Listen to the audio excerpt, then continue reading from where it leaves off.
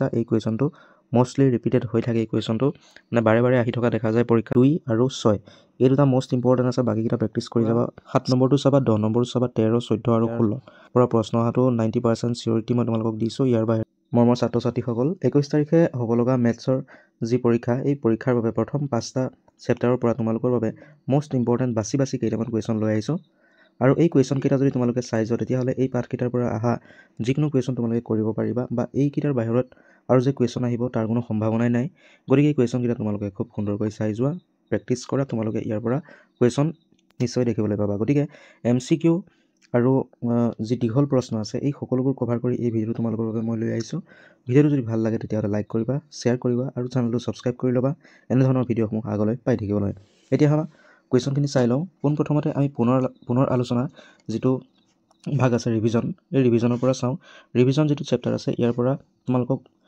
1 মাৰ্কৰ 4টা প্ৰশ্ন আহিব তাৰ পৰা MCQ আৰু শ্বৰ্ট কুৱেশ্যন থাকিব আৰু 2 মাৰ্কৰ এটা কুৱেশ্যন আহিব ইয়াত দেখিবলৈ পাইছা তোমালোকে আৰু ব্লু প্ৰিণ্টৰ আধাৰত তোমালোকক মই কুৱেশ্যনখিনি দিম গতিকে চাই থাকিবা আৰু পুনৰ আলোচনাৰ পৰা তোমালোকে কি কৰিবা তললৈ যাবা তোমালোকে অংকৰ কিতাপখন উলিয়াই লোৱা তোমালোকে ইয়াত দাগ দি যাব পাৰিবা ইয়াৰ পৰা যিটো অনুশীলনী R1 আছে R1ৰ যিখিনি 1 নম্বৰ কুৱেশ্যন আছে এইখিনি তোমালোকে প্ৰেক্টিচ কৰিবা MCQ টাইপৰ কুৱেশ্যনৰ বাবে এইখিনি কুৱেশ্যন মোষ্ট ইম্পৰ্টেণ্ট তাৰপিছত বাকীখিনি তোমালোকে যদি সময় পোৱা তেতিয়াহ'লে চাই থবা আৰু যদি চাই ৰাখিছে তেতিয়াহ'লে খুব ভাল কথা কিন্তু মই যিখিনি দিছোঁ সেইখিনি তোমালোকে বেছিকৈ প্ৰেক্টিচ কৰিবলৈ যত্ন কৰিবা আৰু যিটো কুৱেশ্যন আছে 4 নম্বৰ ইম্পৰ্টেণ্ট ফৰ MCQ এই কুৱেশ্যনটো তোমালোকে MCQৰ বাবে চাব পাৰা এই কুৱেশ্যনটো বিভিন্ন ধৰণৰ ডিষ্ট্ৰিক্টৰ পৰীক্ষাসমূহত অহা দেখা গৈছে গতিকে এই কুৱেশ্যনটো এইবাৰ ফাইনেল এক্সামত অহাৰ খুব চান্স আছে এই কুৱেশ্যনটো চাবা আৰু 5 নম্বৰটো তোমালোকে চাব পাৰা MCQ টাইপৰ কুৱেশ্যনৰ বাবে আহিব পাৰে তাৰপিছতে এইখিনিত আৰু নালাগে তাৰপিছত তোমালোকে পুনৰ আলোচনাৰ যিটো 6 নম্বৰ প্ৰশ্ন আছে এই 6 নম্বৰ প্ৰশ্নটো চাবা 6 নম্বৰ এই প্ৰশ্নটো বিভিন্ন ধৰণৰ পৰীক্ষাত অহা দেখা গৈছে মানে বিভিন্ন ডিষ্ট্ৰিক্টৰ পৰীক্ষাত ইতিমধ্যে অহা দেখা গৈছে আৰু মই তোমালোকৰ বাবে যিখিনি কুৱেশ্যন আনিছোঁ এই কুৱেশ্যনখিনি এইবাৰ অসমত যিখিনি প্ৰি টেষ্ট হৈ গ'ল তাত অহা প্ৰশ্নৰ ওপৰত এনালাইচিছ কৰি মই লৈ আহিছোঁ যে কোনবোৰ কুৱেশ্যন আচলতে মোষ্টলি ইম্পৰ্টেণ্ট আৰু কোনবোৰ মোষ্টলি ৰিপিটেড হৈছে সেইখিনি কুৱেশ্যন তোমালোকৰ বাবে আনিছোঁ আৰু অতি সম্ভাৱ্য যিখিনি প্ৰশ্ন সেইখিনিয়ে তোমালোকৰ বাবে আনিছোঁ কাৰণ সময় অতি কম আছে এই কম সময়ৰ ভিতৰত তোমালোকে যাতে কেইটামান কমন প্ৰশ্নৰ উত্তৰ পঢ়ি যাব পাৰা আৰু পৰীক্ষাত যাতে এটা ভাল ফলাফল কৰিব পাৰা এইখিনি যিখিনি কুৱেশ্যন দেখিছা এই কুৱেশ্যনখিনি তোমালোকে প্ৰেক্টিচ কৰিবা ইয়াৰ পৰা তোমালোকৰ যিখিনি MCQ আছে MCQৰ বাবেও আহিব পাৰে আৰু 2 মাৰ্কৰ বাবেও তোমালোকৰ ইয়াৰ পৰা প্ৰশ্ন হ'ব পাৰে তাৰপিছত তোমালোকে ইয়াত চোৱা এইখিনি প্ৰশ্ন কৰিবা এইটো CDE যিটো আছে এই CDE এইকেইটা প্ৰেক্টিচ কৰিবা ইয়াৰ পৰা হয়তো 2-এটা কুৱেশ্যন আহিব পাৰে ইমান ইম্পৰ্টেণ্ট নহয় যদিও এইকেইটা কিন্তু C নম্বৰটো তোমালোকে চাবা C নম্বৰটো অহা দেখা গৈছে আগতে পৰীক্ষাত এইটো Cটো আহিব পাৰে তাৰপিছতে নেক্সট আৰু এইখিনিত চাব নালাগে ইমান এটা দৰকাৰী নহয় এইখিনি প্ৰশ্ন চাবা তোমালোকে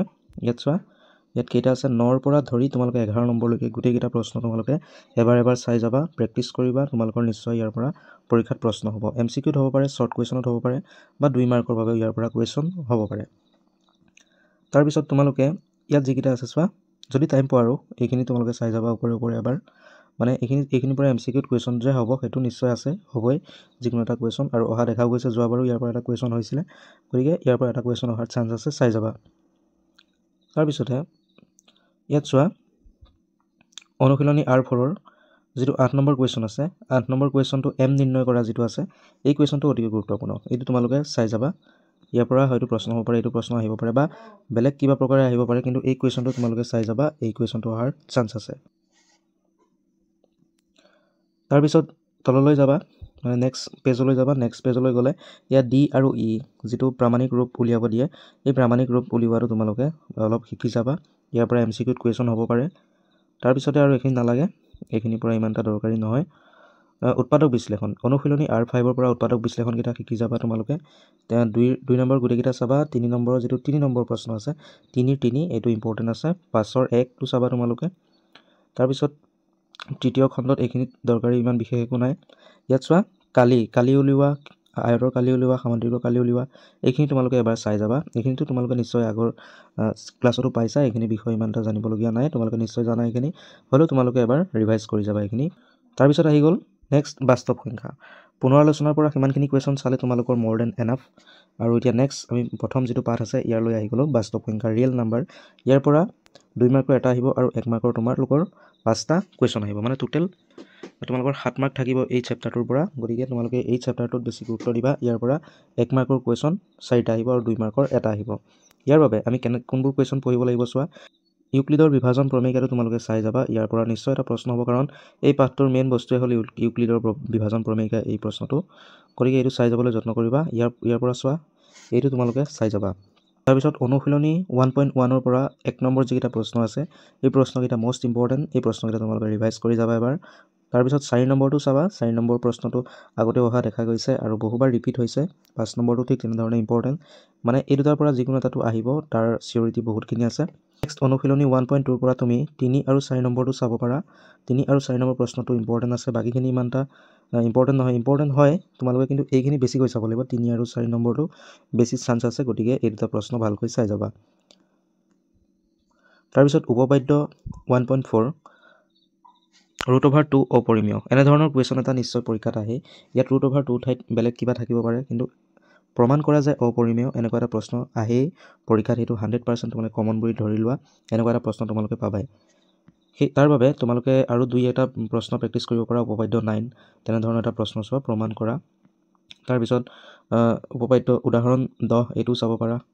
এইকেইটা কুৱেশ্যন তোমালোকে প্ৰেক্টিছ কৰি যাবা। এনেকুৱা এটা কুৱেশ্যন তোমালোকে নিশ্চয় দেখিব পাবা। বিশেষকৈ 1.3 পৰা 1 আৰু 2 নম্বৰ প্ৰশ্ন দুটা তোমালোকে প্ৰেক্টিছ কৰি যাবা। তাৰপিছত 1.4 পৰা তোমালোকে 1 নম্বৰ যিখিনি প্ৰশ্ন আছে, এই গোটেইখিনি প্ৰশ্ন তোমালোকে চাই যাবা। 1 নম্বৰ কুৱেশ্যনখিনি কি হ'ব, MCQ টাইপ কুৱেশ্যনত তোমালোকৰ আহিব পাৰে 1 নম্বৰটো। তাৰপিছত আহি গ'ল নেক্সট পাঠ বহুপদ। বহুপদ পাঠটোৰ পৰা তোমালোকৰ 1 নম্বৰ আহিব 4টা আৰু 4 নম্বৰ প্ৰশ্ন আহিব এটা। মষ্ট ইম্পৰ্টেণ্ট এটা পাঠ আছে। এই পাঠটোৰ পৰা তোমালোকে MCQ টাইপৰ 4টা কুৱেশ্যন বা 2টা কুৱেশ্যন MCQ টাইপৰ বা শ্বৰ্ট টাইপৰ তোমালোকে 2টা কুৱেশ্যন দেখিবলৈ পাবা আৰু 4 মাৰ্কৰ এটা কুৱেশ্যন দেখিবলৈ পাবা। তোমালোকৰ টোটেল 8 মাৰ্ক আছে এই কুৱেশ্যনটোৰ পৰা, এই চেপ্টাৰটোৰ পৰা। তুমি ডাইৰেক্টলি আহি যাবা 2.2 অনুশীলনীত। ইয়াত 2 নম্বৰ যিকেইটা প্ৰশ্ন আছে, এই প্ৰশ্নকেইটা তোমালোকে প্ৰেক্টিছ কৰিবা। ইয়াৰ পৰা প্ৰশ্ন হ'ব পাৰে।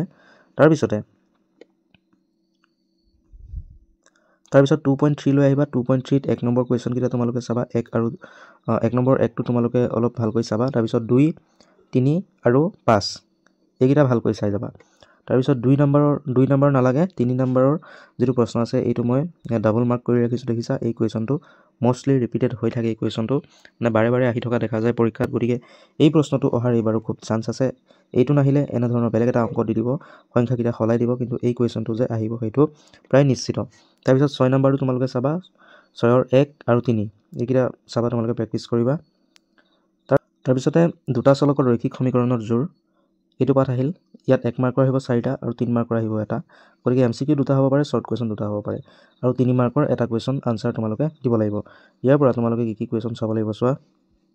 এই পাঠটোৰ পৰা তোমালোকে উদাহৰণ 3টো চাব পাৰা। উদাহৰণ 3টো মষ্ট ইম্পৰ্টেণ্ট আছে এইবাৰৰ বাবে। উদাহৰণ 3টো আহিব পাৰে।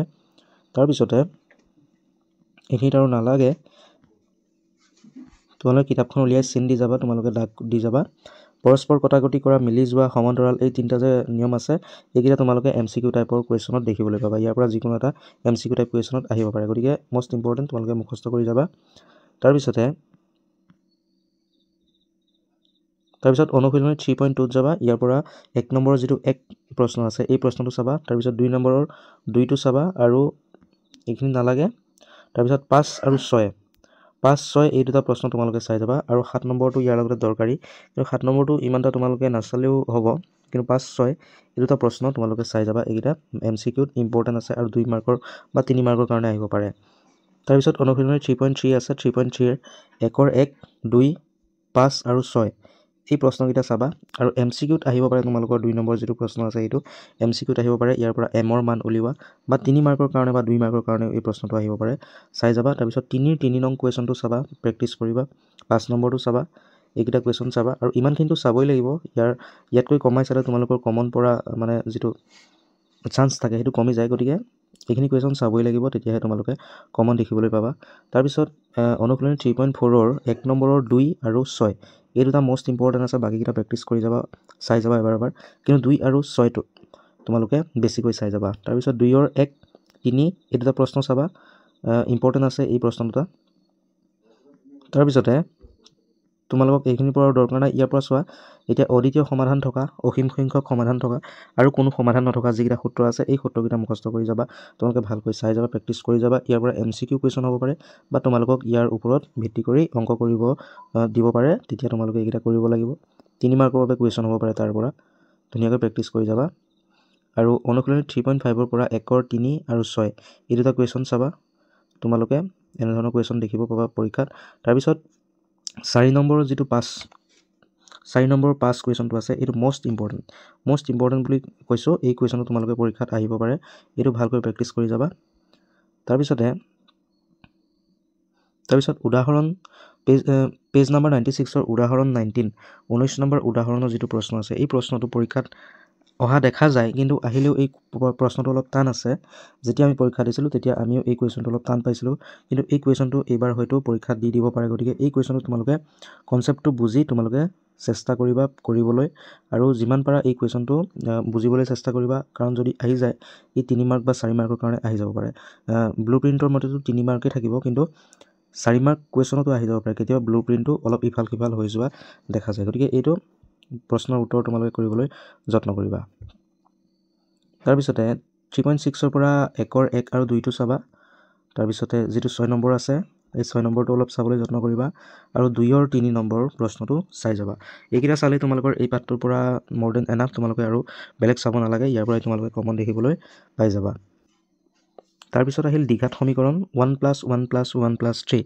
মানে 1 নম্বৰ 3টা দেখিব পাবা প্ৰশ্ন আৰু 3 নম্বৰী এটা দ্বিঘাত সমীকৰণ পাঠটোৰ পৰা তোমালোকে এনেধৰণে দেখিবলৈ পাবা ব্লুপ্ৰিণ্ট মতে আৰু তাৰ বাবে তোমালোকে কি চাব লাগিব চোৱা উদাহৰণ 2টো চাবা 2 1 আৰু 2 এই দুটা প্ৰেক্টিছ কৰি যাবা তাৰপিছতে আৰু তোমালোকে অনুশীলনী 4.1ৰ যেটো 2 নম্বৰ প্ৰশ্ন আছে 4.1ৰ 2 নম্বৰ প্ৰশ্ন আছে দুটা ক্ৰমিক যোগাত্মক অখণ্ড সংখ্যাৰ পূৰণফল 306 আমি সংখ্যা দুটা উলিয়াব লাগে এইটো চাবা এইটো প্ৰশ্ন ইম্পৰ্টেন্ট আছে তাৰপিছতে তোমালোকে আৰু ইম্পৰ্টেন্ট হিচাপে চাব পাৰা 4.2ৰ 1ৰ 1 3 6 আৰু 10 এইকেইটা প্ৰশ্ন তোমালোকে প্ৰেক্টিছ কৰিবা আৰু 3 আৰু 4 প্ৰশ্ন দুটা চাই যাবা এই এমসিকিউ টাইপৰ কুৱেশ্যন হ'ব পাৰে ইয়াৰ পৰা গতিকে ইম্পৰ্টেন্ট আছে তোমালোকে যত্ন কৰিবা তাৰপিছত তোমালোকে পেজ নাম্বাৰ 117 লৈ আহিবা ইয়াত চোৱা এটা সূত্ৰ দিয়া আছে এই সূত্ৰটো তোমালোকে ভালকৈ পঢ়িবা দ্বিঘাতৰ সূত্ৰ এইটো তোমালোকৰ এমসিকিউত আহিব পাৰে এমসিকিউত যদি আহে তোমালোকে কৰিব পাৰিবা আৰু এই সূত্ৰটো ব্যৱহাৰ কৰি অংক কৰিব আহিব পাৰে তেতিয়া 3 মাৰ্ক বা 4 মাৰ্কৰ বাবে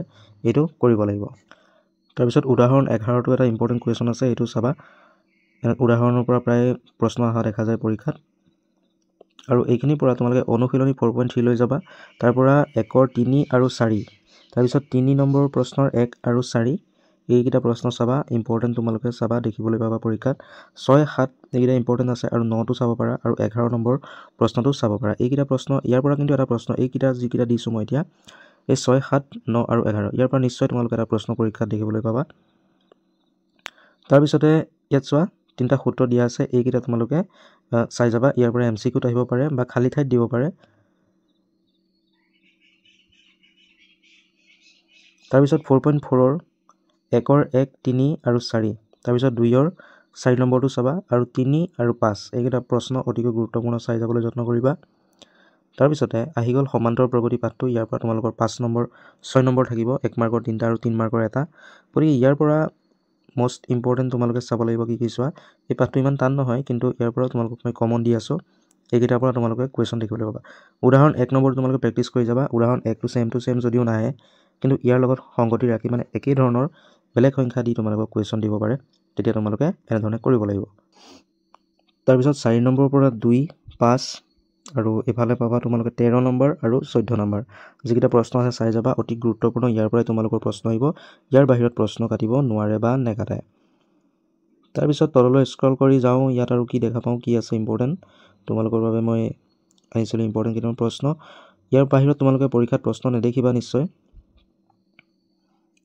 তাৰপিছত তোমালোকে গুছি যাবা তাৰপিছত তোমালোকে ডাইৰেক্ট যাবা অনুশীলনী 5.2 লৈ ইয়াৰ পৰা 7 নম্বৰটো চাবা 10 নম্বৰটো চাবা 13 14 আৰু 16 এইকেইটা প্ৰশ্ন মোষ্ট ইম্পৰ্টেন্ট 7 নম্বৰ 10 নম্বৰ 13 14 আৰু 16 নম্বৰ এইকেইটাৰ পৰাই প্ৰশ্ন আহিব যদি আহে যদি 3 মাৰ্কৰ বাবে আহে এইকেইটাৰ পৰা আহিব ইয়াৰ বাহিৰত আৰু প্ৰশ্ন অহাৰ চান্স নাই লৈ যাবা 5.3 চোৱা 5 নম্বৰ এটা প্ৰশ্ন দিয়া আছে আৰু 9 নম্বৰ এটা প্ৰশ্ন দিয়া আছে 9 নম্বৰ আৰু 5 নম্বৰ এই দুটা প্ৰশ্ন তোমালোকে প্ৰেক্টিছ কৰি যাবা তাৰ পিছত 16 নম্বৰ প্ৰশ্নটো মোষ্ট ইম্পৰ্টেন্ট হৈ পৰে এইবাৰ পৰীক্ষাৰ বাবে গতিকে 16 নম্বৰটো চাবা আৰু ইয়াৰ পাছত সমান্তৰ প্ৰগতিৰ পৰা আৰু ইম্পৰ্টেন্ট কুৱেশ্যন নাই আৰু এতিয়ালৈকে তোমালোকক মই এই 5টা চেপ্টাৰৰ কমন কুৱেশ্যন দি দিলো এই কমন কুৱেশ্যন যিখিনি দিছো ইয়াৰ বাহিৰত পৰীক্ষাত প্ৰশ্ন আহিব নালাগে ইয়াৰ পৰা প্ৰশ্ন অহাটো 90% চিউৰিটি মই তোমালোকক দিছো ইয়াৰ বাহিৰত আৰু প্ৰশ্ন নাহিব নিশ্চয়। এইখিনি চালে তোমালোকৰ এই 5টা চেপ্টাৰ কভাৰ হৈ যাব। গতিকে এইখিনি কুৱেশ্যন মই দিয়া কুৱেশ্যনখিনি কিন্তু তোমালোকে চাব লাগিব। ইয়াৰ বাহিৰত যদি তোমালোকে নেচোৱা, যদি তোমালোকে ইয়াৰ পৰা স্কিপ কৰা, কুৱেশ্যন যিখিনি দিছোঁ সেইখিনি স্কিপ একেবাৰে নকৰিবা।